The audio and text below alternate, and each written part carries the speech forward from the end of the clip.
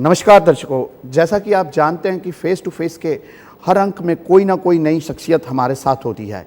इसी तरह आज भी हमारे साथ इस समय मौजूद हैं special DG CRPF SN Srivastava साहब, और हम इनसे ये जानेंगे कि इस समय हमारे जम्मू कश्मीर में अमरनाथ यात्रा चल रही है और अमरनाथ यात्रा में एक सिक्योरिटी एक अहम मुद्दा है, और सीआरपीएफ का हमारे अमरनाथ यात्रा में ही नहीं बल्कि पिछले 28-29 सालों से जम्मू कश्मीर में सिक्योरिटी का अहम रोल रहा है। और हम इनसे ये जानेंगे कि किस तरीके से देश विदेश से आने वाले जो पिलग्रिम्स हैं, यात्री हैं, वो किस तरह सिक्योर हैं हमारे जम्मू कश्मीर में, इन्होंने किस तरीके से सिक्योरिटी के पुख्ता इंतजामात किए हैं। जी श्रीवास्तव साहब, आपका हमारे स्टूडियो में स्वागत है।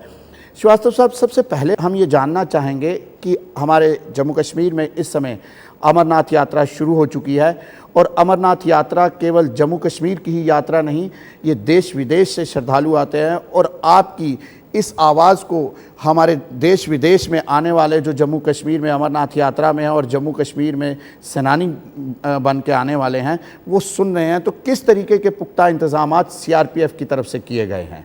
CRPF, Jammu and Kashmir police और श्राइन बोर्ड के साथ मिलकर के जो आजकल के हालात हैं, जो थ्रेट परसेप्शन है, ध्यान में रखते हुए एक मजबूत इंतजाम किया हुआ है।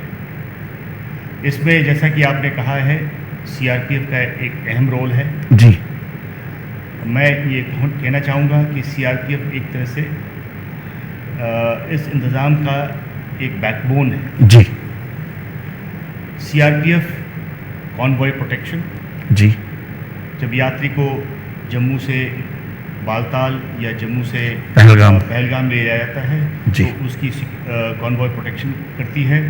साथ में पूरे रोड पे सीआरपीएफ तैनात है, जिसको आरओपी कहते हैं। जी बिल्कुल। सभी प्रकार के थ्रेट को ध्यान में रखते हुए इंतज़ाम करती है। जी, इसके अलावा जितने भी कैंप्स हैं जहाँ पे यात्री रहते हैं, वहाँ पे सीआरपीएफ का इंतज़ाम है। जी, तो और इसके अलावा कई और सारे जो काम हैं जो जम्मू कश्मीर पुलिस के साथ मिलकर के शाना बशाना मिल करके सीआरपीएफ करती है। जी, हमारे लखनपुर से लेके, लखनपुर हमारे जम्मू कश्मीर का बॉर्डर है, लखनपुर से लेके जो जम्मू यात्री भवन है वहाँ तक जब यात्री पहुँचता है तो किस तरीके के पुख्ता इंतज़ामात उनके लिए किए गए हैं? क्या उनके लिए जिस तरीके से अभी वहाँ से यात्री आते हैं, उनके मेडिकल फैसिलिटी, ये सब फैसिलिटीज़ में, क्योंकि सीआरपीएफ अमरनाथ यात्रा में एक अहम रोल निभाती है, जैसे कि आपने भी कहा कि बैकबोन है, तो किस तरीके के इंतज़ामात हैं?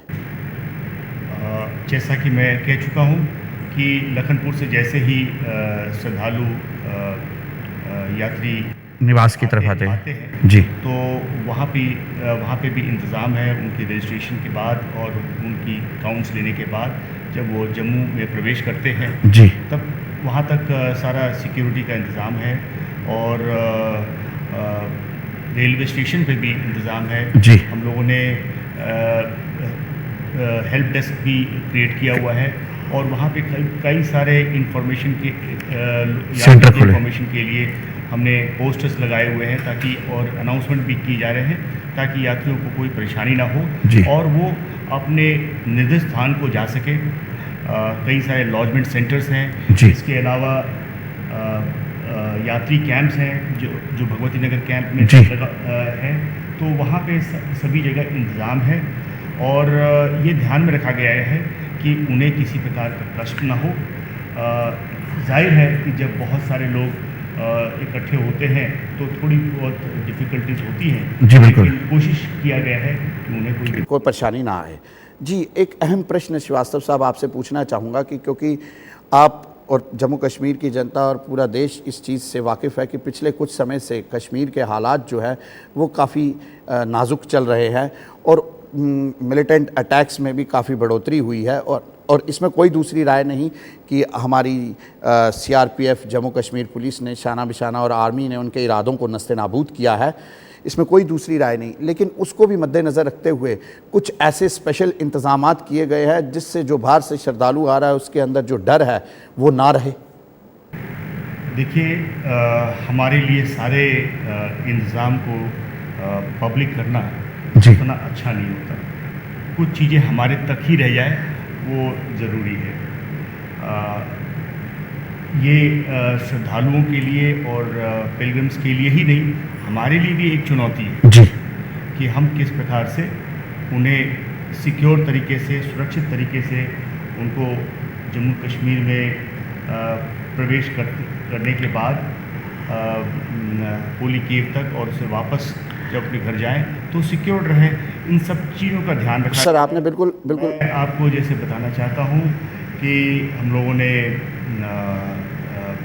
जो आरओपी होता है जी। उस पर जगह जगह पे डिप्लॉयमेंट होता है, वो स्ट्रैटेजिक डिप्लॉयमेंट होती है। जी। साथ में ये भी ध्यान रखा जाता है कि किसी प्रकार की वहाँ पे कोई चीज़ प्लांट ना कर दी जाए। जी बिल्कुल। उसका भी ध्यान रखा जाता है बस। और बहुत तरीके से सर्विलेंस टेक्नोलॉजी का इस्तेमाल करके हम लोगों ने सर्विलेंस बढ़ाया है।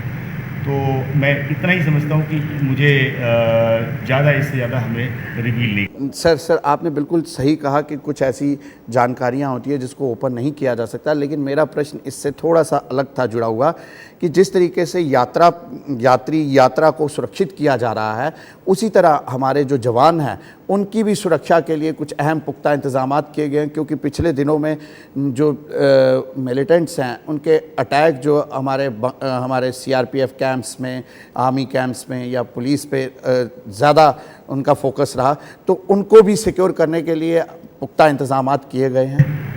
देखिए, हमारे जो सीआरपीएफ के सिपाही हैं और अफसर हैं बहुत ही बहादुर हैं। जी बिल्कुल, इसमें कोई दूसरी राय नहीं है। वो 24 घंटे यहाँ पे ड्यूटी करते हैं, तैनात हैं और मुस्तैदी से काम कर रहे हैं। वो अपनी जिम्मेवारियों को अच्छी तरह से समझते हैं जी।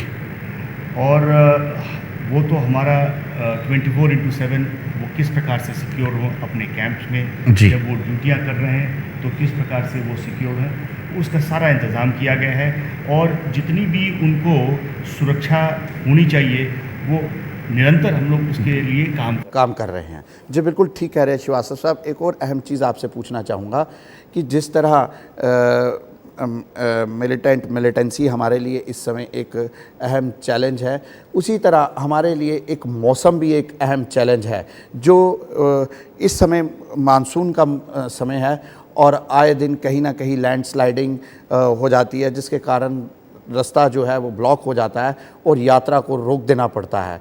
और जब यात्रा रोक दी जाती है तो आपने कहा कि जहाँ भीड़ होगी वहाँ कुछ ना कुछ परेशानियाँ होंगी।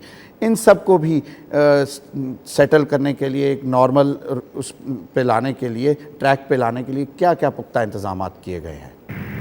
श्रद्धालु इस बात को जानते हैं कि उनका जो बाबा का दर्शन जो करना है उनमें कुछ ना कुछ कठिनाई, अनुमति जरूर होना चाहिए। जी बिल्कुल सही। और ये मौसम ऐसा चीज़ है जिस पे किसी का कोई जोर नहीं है। तो जैसे मौसम खुलता है उनकी कॉन्वॉय मूवमेंट होती है और साथ में वो आगे जा कर के बालताल या पहलगाम से हेलीकॉप्टर से जाएं या पैदल जाएं या घोड़े से जाएं, मौसम पे डिपेंड करता है।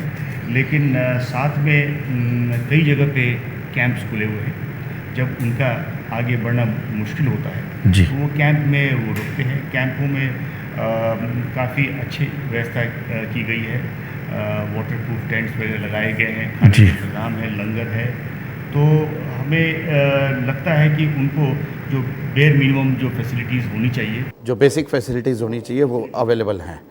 जी, एक और चीज़ आपसे पूछना चाहूँगा सर, जिस तरीके से अभी मौसम का वो चल रहा है और पीछे से जो यात्रा आ रही है वो चलती जा रही है और एक जगह पे ब्लॉक हो रही है, उससे भी काफ़ी ज़्यादा सिक्योरिटी को चैलेंज है। तो इन सब चीज़ों को भी मद्देनज़र रखते हुए क्या हमें जो यात्रा है वो लखनपुर से पहले ही रोक नहीं देनी चाहिए, ताकि यहाँ हमें उस सिक्योरिटी को मद्देनज़र रखते हुए इन सब चीज़ों को कंट्रोल में रखा जाए?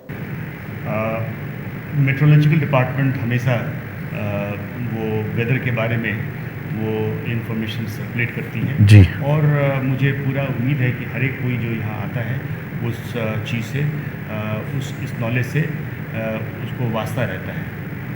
तो और इसमें कोई ऐसी जो भी जो कंटिजेंसी प्लान है वो डिपेंड करता है कि किस प्रकार की रुकावट है, कितनी रुकावट है और कितने दिन तक चलेगी। जैसे आज ही रात को लैंडस्लाइड हो गया जी, जिसकी वजह से आज कॉन्वॉय के मूवमेंट नहीं हुआ पाया। तो जितने भी श्रद्धालु हैं अपने अपने कैंप पे रुके हैं। जैसे ही मौसम ठीक होता है हमें उम्मीद है कि जल्दी मौसम खुल जाएगा और मूवमेंट शुरू हो जाएगा।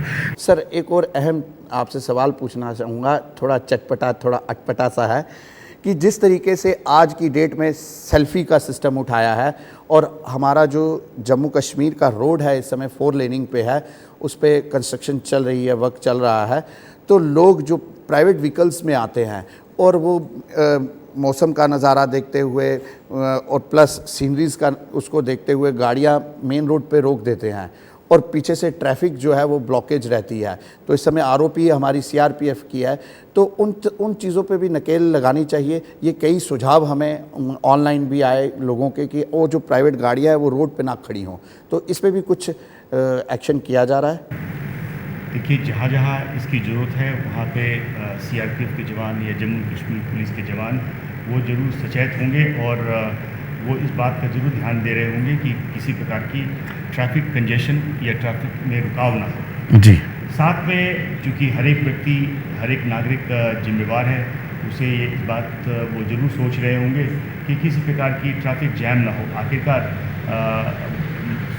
मौसम का और जगह का नज़ारा लेना जम्मू एंड कश्मीर एक बहुत ही ब्यूटीफुल सुंदर सी जगह है। जी बिल्कुल। तो जो बाहर से लोग आ रहे होंगे तो ज़रूर नज़ारा लेंगे, उसमें कोई हर्ज नहीं है, बट साथ में इस बात का भी ज़रूर ध्यान दे रहे होंगे कि किसी प्रकार की ट्रैफिक कंजेशन, रुकावट या किसी और को कोई दिक्कत ना हो। सर, अमरनाथ यात्रा के अलावा एक अहम प्रश्न आपसे पूछना चाहूँगा कि जिस तरीके से, क्योंकि आप यहाँ के स्पेशल डीजी हैं, आपने यहाँ की कमान को संभाला हुआ है, एक अहम प्रश्न आपसे पूछना चाहूँगा कि जिस तरीके से आपने भी कहा कि हमारे जवान बहुत दिलेर, बहुत ताकतवर और 24 घंटे मुस्तैद हैं, इसमें कोई दूसरी राय नहीं है और उन्होंने इसकी मिसाल भी दी है, तो इसी तरह आप उनके स्पेशल डीजी हैं, आप उनके एचओडी हैं, उनके ध्यान के लिए क्या क्या एक्टिविटीज़ की जा रही हैं ताकि उनका माइंड कोई असम से है, कोई मिज़ोरम से है, कोई पंजाब से है, कहीं दूर दूर इलाकों से यहाँ वो जवान आए हुए हैं, तो उनके माइंड को स्टेबल रखने के लिए, डिप्रेशन को दूर करने के लिए, कहीं गोली है, कहीं पत्थर है, कहीं सिक्योरिटी है, कहीं बर्फ़ है, तो इन सब चीज़ों को उनका भी माइंड स्टेबल रहे, उनके पास भी कोई ऐसी एक्टिविटीज़ है जिससे उनका दिमाग रिलैक्स हो और उनकी फैसिलिटीज़ जो कॉमन मिनिमम फैसिलिटीज़ हैं वो पूरी हों। देखिए, मैं सबसे पहले ये कहना चाहता हूँ कि सीआरपीएफ के हर एक जवान और ऑफिसर, उनकी मोरल बहुत हाई है। जी। दूसरा मैं कहना चाहता हूँ कि हमारा हमेशा कंसर्न रहता है कि किस प्रकार से हमारे ऑफिसर्स और जवान सुरक्षित रहें। जी बिल्कुल। उसके लिए बराबर इंतज़ाम की जाए और ये उस इंतज़ाम का ही परिणाम है कि सीआरपीएफ कैंप पे अटैक होने के बावजूद भी बड़ी मुस्तैदी से उन्होंने अपने को सुरक्षित रखा और आतंकियों को मार गिराया। तीसरा है कि उनके खान पान, उनके रहन सहन के लिए जो भी इंतज़ाम अच्छा हो सकता है, बराबर उस पर सर, इसमें कोई दूसरी राय नहीं है कि उनके खान पान में किसी तरीके की भारत सरकार या सीआरपीएफ के जो हेड है वो कोई कमी है, इसमें कोई दूसरी राय नहीं। वो हम पर्सनली देखते हैं, हम आपके साथ बिल्कुल शाना बिशाना जुड़े हुए हैं, लेकिन मेरा मानना है कि जो मेंटल लेवल उनका, जब सामने से गोली आती है, जब सामने से पत्थर है, तो वो भी इंसान दिल दहलता है, तो उनको रिलैक्स करने के लिए क्या क्या एक्टिविटीज़, जैसे अंदर अपने एक्टिविटीज़ रहती हैं मैं कैंप के अंदर? आपकी बात को काटते हुए मैं ये कहना चाहता हूँ कि जब एक अफसर और जवान कंधा से कंधा मिलाकर के जब आगे बढ़ता है जी, तो जवान को बड़ी खुशी होती है और वो उसको हिम्मत मिलती है। बिल्कुल बिल्कुल, इसमें कोई दूसरी राय नहीं है। जब ये हिम्मत होता है तो किसी प्रकार की मानसिक परेशानी नहीं होती। और दूसरी बात ये है कि उनके साथ बराबर हमारा संपर्क रहता है। जब भी मौका मिलता है उनसे जाके मिलते हैं और अफसर सारे मिलते हैं, मैं बहुत मिलता हूँ और उनको जो कुछ भी काम के बारे में, उनके पर्सनल जो चीज़ें जिससे हमारा वास्ता है जी, उसके बारे में डिस्कशन होती है। उनकी जो परेशानियां हैं उसको दूर करी जाती हैं। जी बिल्कुल ठीक कह रहे हैं जी श्रीवास्तव साहब। आपने, क्योंकि मैं चाहता था कि हमारे जवान जो हैं हमारे लिए एक पब्लिक के लिए आगे खड़े होते हैं और हमें सुरक्षित रखते हैं, तो उनके लिए भी अच्छी फैसिलिटीज़ मिलें। और आपने इसमें बिल्कुल क्लियर कह दिया कि हम लोग उनके साथ बिल्कुल शाना बिशाना जुड़े हुए हैं, अगर उन्हें कोई प्रॉब्लम है भी तो उसको दूर करते हैं, तो इससे बड़ी बात कोई और है नहीं। जी श्रीवास्तव साहब, समय की नज़ाकत को देखते हुए आपसे एक आखिरी और बड़ा अहम प्रश्न ही और संदेश भी चाहूँगा, क्योंकि अमरनाथ यात्रा जो है वो एक राज्य की यात्रा ही नहीं, पूरे कंट्री की, पूरे देश की, विदेश की यात्रा है। यहाँ श्रद्धालु जो है पूरे देश विदेश से आते हैं और एक बहुत बड़ी यात्रा है।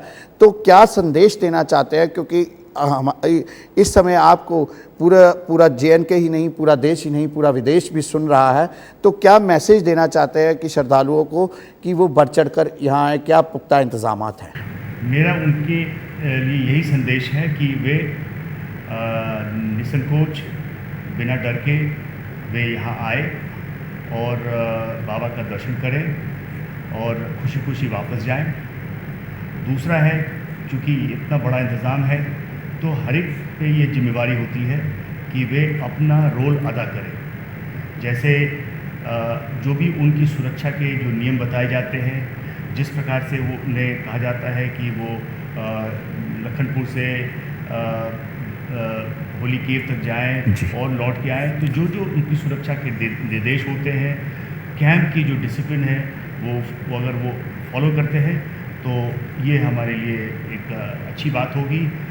और हमारी हमेशा प्रयास रहेगी कि वे खुशी से स्वस्थ होकर के वो वापस जाए और जम्मू कश्मीर से एक अच्छी सोच लेके जाए, जो कि लोगों के दिमाग में कहीं जहन में बैठा हुआ है कि 600 किलोमीटर कहीं बॉर्डर पे फायरिंग हो रही है, तो वो सोचते हैं कि जम्मू में फायरिंग हो रही है और जम्मू में आना में संकोच करते हैं। बिल्कुल ठीक कहा श्रीवास्तव साहब, हम आपका बहुत बहुत धन्यवाद करते हैं कि आपने हमारी जनता को इस तरीके से अवेयर किया ताकि वो दिल खोल के बाबा बर्फानी के दर्शनों के लिए आ सके और इस तरह भी जम्मू कश्मीर में एज ए टूरिस्ट आ सके, क्योंकि जम्मू कश्मीर एक ऐसी स्टेट है जो मुझे लगता नहीं पूरे देश और विदेश में कहीं है, क्योंकि यहाँ एक नेचुरल ब्यूटी है, टूरिज़्म डेस्टिनेशंस हैं, जिससे हमारा जम्मू कश्मीर एक टूरिस्ट स्टेट माना जाता है। जी श्रीवास्तव साहब, आपका हमारे स्टूडियो में आने के लिए धन्यवाद। दर्शकों, आपसे विदाई लेंगे, फिर हाजिर होंगे फेस टू फेस के नए अंक में।